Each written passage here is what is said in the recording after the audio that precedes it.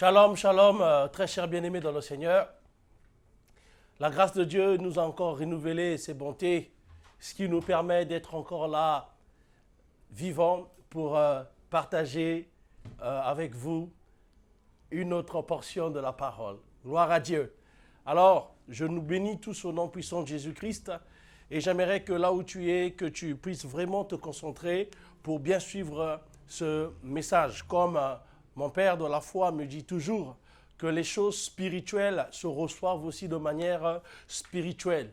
Et c'est dans la concentration que tu as la possibilité de bien écouter l'ainsi dit l'Éternel au travers de sa parole. Sachez que c'est poussé par l'Esprit que les hommes ont parlé. Voilà pourquoi je pourrais oser dire que si je suis là devant vous, ce n'est pas par moi-même, mais c'est par l'Esprit du Seigneur. C'est parce que le Seigneur nous a mis à cœur, nous a donné une parole que nous avons jugée très utile pour partager ensemble avec nous. Et nous croyons vraiment de tout cœur que cette parole, comme la parole de Dieu le dit d'ailleurs, viendra pour relever une personne, viendra pour réconforter une personne. Nous tenons vraiment à ça parce que l'Éternel veut que nous vivons dans la joie, veut que nous soyons dans la paix, dans la tranquillité et veut que nous puissions jouir de la vie et jouir du bonheur.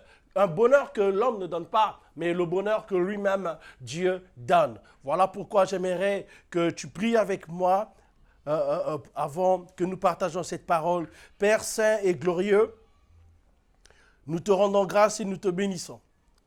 Seigneur, nous prions que tu sois maître de ces moments et que tu sois toi seul au centre de cette parole. La Bible déclare que tu envoyas ta parole et elle guérit. Et laisse que cette parole, éternel Père de gloire, soit l'objet, éternel de gloire, de consolation, que par cette parole que tu visites ton peuple, que tu visites les familles, que tu visites tous ceux qui nous suivent. Nous croyons en toi parce que tu te glorifies toujours. Parce que cette parole, il ne s'agit pas d'un homme, mais il s'agit de toi. Voilà pourquoi nous disons, en ton nom, donne gloire, afin que le nom de Jésus soit davantage élevé sur cette face de la terre. Au nom puissant de Jésus-Christ de Nazareth, nous avons prié. Amen. Gloire à Dieu. Alors, nous aimerons partager sur un petit thème. Je dirais comme ça, un petit thème. Ce thème, c'est le shalom de Dieu. Le shalom de Dieu. Le shalom de Dieu. Et c'est sur ça que le Seigneur nous envoie partager. Le shalom, comme nous avons l'habitude dans nos églises, ou là où nous nous retrouvons entre frères, sœurs, on a l'habitude très souvent de nous saluer par des shalom. Shalom qui veut simplement dire paix. Mais cette paix, c'est un peu différent par rapport à la paix que nous retrouvons dans le monde. Le shalom, c'est la paix, mais la paix qui vient de Dieu. Pour ne pas dire, c'est la paix de Dieu. Et nous allons vite prendre nos Bibles pour lire dans l'évangile de Jean au chapitre 14. Nous allons lire le verset 27. Alors, je lis la parole au nom de Jésus. Jean chapitre 14, verset 27. C'est le Seigneur Jésus ici qui parle. Il dit, je vous laisse la paix. Je vous donne ma paix. Je ne vous donne pas comme le monde donne, et que votre cœur ne se trouble point et ne s'alarme point. Amen. Alors, j'aimerais quand même faire brièvement l'exégèse de ce message. C'était pendant que nous étions en train de prier, pendant la prière, pendant que nous étions en train d'adorer, pendant que nous étions en train de parler, faire monter nos prières au Seigneur. Il y a eu comme par un souffle ce message qui a sonné à nos oreilles où l'Éternel était en train de nous promettre qu'il est en train de répandre sa paix. Et ainsi, il a mis dans nos cœurs ce fardeau de pouvoir partager avec vous ce message. Ce message que l'Éternel dit simplement qu'il veut répandre sa paix partout, sur la terre. Donc, pour être bref, si je devais m'arrêter là, c'était simplement pour vous donner cette information que l'Éternel veut répandre sa paix sur la terre. Alléluia. Ça, comprenez-moi bien. Il ne s'agit pas de la paix des hommes. Il ne s'agit pas de la paix que les institutions onusiennes, que les institutions des hommes forment pour donner aux gens. Non, non.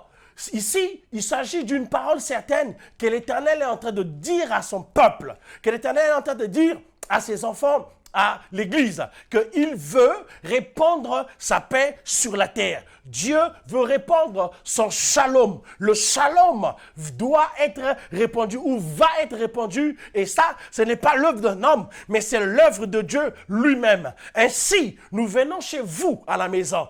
Peut-être que vous êtes en train de vivre les troubles, tu es peut-être déstabilisé, mais l'Éternel veut que maintenant que tu saches que l'heure de la paix du Seigneur est arrivée. Le Seigneur veut te donner la paix. La paix dans ton esprit, la paix dans ton âme, la paix dans ton corps. Dans toutes les trois entités de ton être, tu dois être en paix. Et être en paix, c'est ça la volonté de ton Dieu. Ton Dieu veut que tu sois dans la paix. Et ici, comme nous venons de lire dans le livre de Jean, l'Éternel, c'est Jésus-Christ qui parle. Il dit bien, je vous laisse la paix et je vous donne ma paix.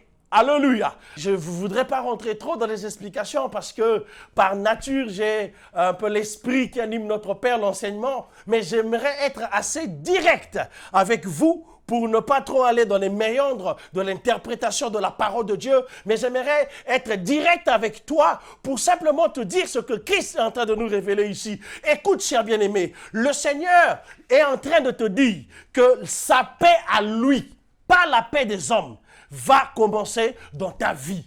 Il a dit lui-même, je ne vous le donne pas comme le monde donne la paix.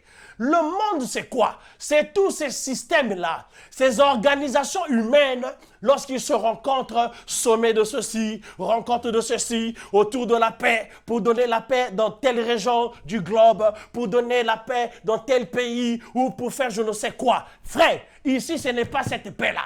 Parce que la paix des hommes est différente de la paix de Dieu. C'est vrai que tous nous venons avec un même vocabulaire au nom de la paix. Mais si vous regardez dans les microscopes spirituels, vous allez remarquer que quand l'homme parle de paix, et cela est totalement différent que lorsque Dieu parle de paix. La paix de l'homme, bien-aimé, c'est quelque chose de temporaire. La paix de l'homme, c'est quelque chose d'éphémère. La paix de l'homme, c'est quelque chose qui se repose sur du vide, sur de la vanité, sur du néant. Voilà pourquoi la Bible déclare, maudit quiconque se confie en l'homme. Maudit quiconque se plaint en ce que les hommes peuvent dire. Vous savez, en ce temps, tout le monde est en train de chercher à vouloir écouter quelque chose qui peut le réconforter. Regardez dans les médias, regardez partout. Les hommes, chaque jour, sont en train de suivre les informations avec comme pensée vouloir écouter une bonne nouvelle, peut-être de la fin de l'épidémie ou je ne sais pas de quoi. Oui, cher bien-aimé, un jour, ils vont l'annoncer. Ils finiront par l'annoncer. Mais je vous assure que la fin de l'épidémie, la fin de ces périodes que nous sommes en train de vivre maintenant, de ces confinements et de toutes ces choses-là, bien-aimés, ce n'est pas ça la manifestation de la paix. Ça, ce sont la paix, ça c'est une paix créée par des hommes. C'est une paix que les hommes ont formée. Alléluia. Aujourd'hui, ils vont peut-être le faire, mais j'aimerais vous dire, ça sera temporaire, ça sera éphémère. Car tout ce que les hommes font, c'est un complot. C'est le fruit de leur machination parce qu'ils complotent des choses derrière ça. Et vous remarquerez, ils font toutes ces choses en réalité. Ce n'est pas vraiment au nom de la paix, mais c'est pour des objectifs cachés. C'est pour des agendas cachés que les hommes font toutes ces choses-là. Voilà pourquoi le Seigneur Jésus lui-même veut nous rassurer que la paix que lui donne, il veut nous faire la différence, qu'il ne nous donne pas la paix comme le monde donne la paix. Le monde dira la paix aujourd'hui, mais après, il y aura encore une ruine.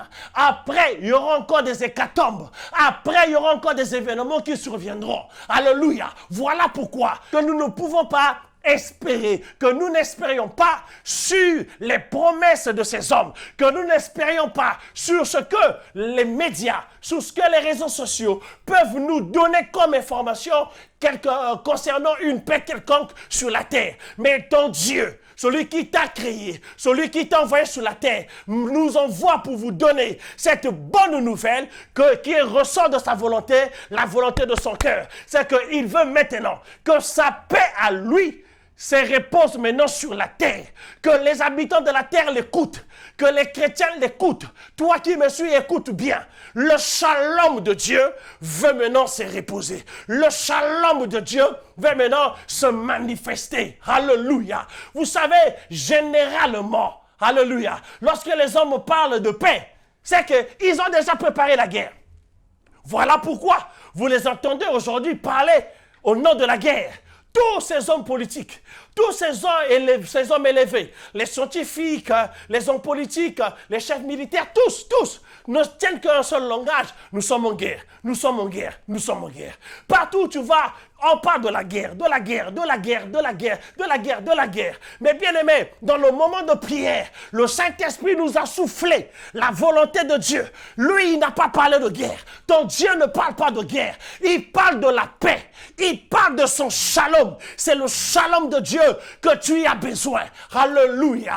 Alléluia. Bien-aimé, nous n'avons pas besoin de guerre. Et je veux dire à quelqu'un, je peux même scandaliser une personne pour te dire qu'en réalité, nous ne sommes pas en guerre. Parce que nous ne le vivons pas selon eux. C'est vrai que nous sommes dans le monde, mais nous ne sommes pas du monde. Nous sommes les habitants du royaume de Christ. Nous sommes sur la terre, mais nous ne sommes pas régis par les choses de la terre. Voilà pourquoi la parole déclare, n'appelez pas conjuration ce que ce monde appelle conjuration. Et Dieu n'a pas parlé en termes de guerre, mais Dieu a parlé en termes de paix. Jésus-Christ, avant de s'en aller, il a dit, je vous laisse la paix. Alléluia. Il a dit, je vous laisse la paix. Il veut que nous soyons en paix et il nous a laissé la paix. Le Seigneur ne nous a pas laissé la guerre. Quel que soit le type de guerre, il ne nous a pas laissé en guerre. Le Seigneur nous a laissé en paix. Vous savez pourquoi? Parce qu'il était venu sur la terre, parce que nous étions en guerre contre nous-mêmes, en guerre contre le péché, en guerre contre Dieu, parce que nous étions en inimitié avec Dieu à cause du péché qui était en nous. Mais Jésus-Christ sur la terre, il est venu, il nous a réconciliés. Le conflit qu'il y avait, lui le Seigneur, il a tout accompli à la croix, il a tout fait, il nous a réconciliés avec Dieu. Nous qui étions étrangers, nous qui étions loin de Dieu, il nous a rapprochés par le sang de sa croix. Et ainsi, bien-aimés, nous sommes maintenant les gens de la maison de Dieu. Nous ne sommes plus les fils de la rébellion. Nous ne sommes plus en inimitié avec Dieu. Mais Dieu, la Bible déclare, Dieu était en Christ à la croix, réconciliant le monde. Et il nous a laissé la parole. Sinon, le ministère de la réconciliation. Ainsi, avec Dieu, il n'y a pas la guerre. Ainsi, avec Dieu, nous sommes en paix. Que le monde ne te saccage pas la mémoire. Que le monde ne vienne pas t'effrayer avec tout ce langage de guerre, de peur, de toutes ces choses. Mais écoute, bien-aimé, le Seigneur te dit, je te laisse la paix. La paix avec toi. Le Seigneur t'a laissé la paix parce que la vraie chose qui pouvait vraiment te tuer, c'était l'inimitié que tu as avec Dieu. Mais le Seigneur Jésus, il est venu au travers de sa chair, par l'œuvre qu'il a accomplie à la croix. Il a brisé le mur de l'inimitié et il nous a réconciliés avec Dieu. Voilà pourquoi il nous a laissé la paix. Dieu nous a laissés en paix. Et nous sommes maintenant en paix. Ma soeur, tu es en paix. Mon frère, tu es en paix. Voilà pourquoi je te dis, sois en paix. Et cette paix-là ne dépend pas de ce que tu manges. Cette paix-là ne dépend pas là où tu dors. Cette paix-là ne dépend pas de là où tu travailles. Mais cette paix, c'est la paix dans ton esprit. Parce que le Seigneur t'a réconcilié. Et cette paix vient au niveau de ton âme par l'écoute de la parole de Dieu. Cette parole que tu écoutes vient satisfaire ton âme, vient enlever les soucis. Et Jésus a continué par dire que votre cœur ne se trouble point. Vous savez que le cœur est typifié à l'âme. C'est comme s'il voulait nous dire que votre âme ne se trouble point. Croyez en Dieu et soyez en paix. Et il a dit que rien ne puisse vous effrayer. Que rien ne nous effraie. Car sur cette terre, il n'y a rien qui nous fera peur. Parce que notre Dieu a tout accompli. Église, je veux simplement te ramener à un niveau où tu dois croire à ce que ton Seigneur, ton Sauveur a fait. Tu dois croire à ce que le Seigneur Jésus a libéré de sa bouche. Je ne veux pas que tu crois à ce que ces hommes-là disent. Je ne veux pas que tu crois à ce que ces hommes-là, tu peux écouter, mais n'attache pas ta foi à ça. Voilà là où tu dois attacher ta foi, à la parole de Jésus, à la parole de Christ, là où il a dit, il nous laisse la paix. Alléluia. Dans ta famille, il y a la paix. Dans ton foyer, il doit y avoir la paix. Dans ton cœur, sois en paix avec toi-même. Ne te trouble pas. Le Seigneur est là. Alléluia. Tu es en paix parce que Dieu n'est plus en colère contre toi. Parce que Dieu n'est plus éloigné de toi. Il est là à tes côtés et tu es là sur sa poitrine, entre ses mains. Et c'est lui qui te garde. Voilà pourquoi, cher bien-aimé dans le Seigneur, réjouis-toi et sois serein. Sois en sécurité parce qu'avec Jésus, il y a la sécurité totale. La sécurité est assurée. Et je te dis la vérité, le shalom de l'Éternel va commencer à œuvrer dans ta vie et tu le vivras. Tu vivras le shalom de Dieu. Ta maison doit être une maison de shalom. Ton travail doit être un travail de shalom. Tes affaires sont maintenant des affaires de shalom. Tes entreprises sont maintenant des entreprises de shalom. Même ton esprit, il ne sera plus troublé. Ton esprit ne sera plus tourmenté. Quand tu dormiras dans la paix. Tu te lèveras dans la paix. Tu sortiras en paix. Tu rentreras en paix. Tout ce que tu feras, tu le feras avec la paix, parce que la paix est avec toi. Et le Seigneur t'a laissé sa paix. Mais le Seigneur ne s'est pas arrêté à nous laisser la paix. Il ne s'est pas arrêté à nous laisser la paix. Celui qui nous a laissé la paix, il nous a donné sa paix. My God. Je veux qu'on nous fassions la différence. Il dit, je vous laisse la paix et je vous donne la paix. Il laisse la paix parce qu'en venant dans le monde, il était venu nous trouver en conflit. Ce que je viens d'expliquer avec Dieu. Il a résolu le conflit en ce que le châtiment qui nous donne la paix est tombé sur lui. Il a pris ça. Le châtiment qui nous donne la paix est tombé sur lui.